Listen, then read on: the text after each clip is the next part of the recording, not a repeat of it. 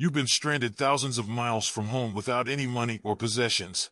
This predicament would lead many to despair and curse their unfortunate fate. However, for Zeno of Cyprus, it laid the foundation for his life's work and legacy. The former wealthy merchant lost everything when he was shipwrecked in Athens around 300 BCE. With little else to do, he wandered into a bookshop, became fascinated by reading about Socrates, and sought out and studied with the city's renowned philosophers.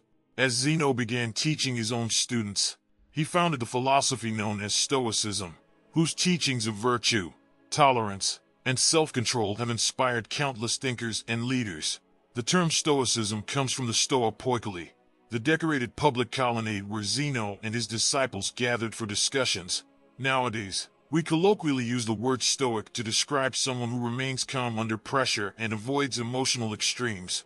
While this captures key aspects of Stoicism, the original philosophy was more than just an attitude. The Stoics believed that everything around us operates according to a web of cause and effect, resulting in a rational structure of the universe, which they called logos. And although we may not always control the events affecting us, we can control how we approach them.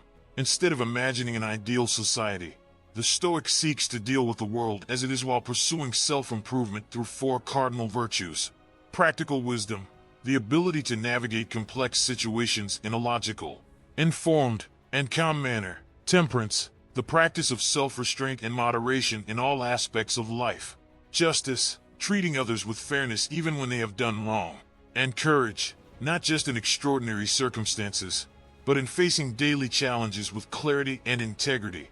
As Seneca, one of the most famous Roman Stoics, wrote, "Sometimes even to live is an act of courage." Though Stoicism emphasizes personal improvement, it is not a self-centered philosophy. At a time when Roman laws considered slaves as property, Seneca called for their humane treatment and emphasized that we all share the same fundamental humanity. Nor does Stoicism encourage passivity. The idea is that only those who have cultivated virtue and self-control within themselves can bring positive change to others. One of the most famous Stoic writers was also one of Rome's greatest emperors. Throughout his 19-year reign, Stoicism gave Marcus Aurelius the resolve to lead the empire through two major wars while coping with the loss of many of his children. Centuries later, Marcus' journals would guide and comfort Nelson Mandela during his 27-year imprisonment in his struggle for racial equality in South Africa. After his release and eventual victory, Mandela emphasized peace and reconciliation, believing that while the injustices of the past couldn't be changed, his people could confront them in the present and work to build a better, more just future. Stoicism was an active school of philosophy for several centuries in Greece and Rome. Although it faded away as a formal institution, its influence persists to this day. Christian theologians like Thomas Aquinas admired and adopted its focus on the virtues. And there are parallels between Stoic ataraxia, or tranquility of mind, and the Buddhist concept of nirvana.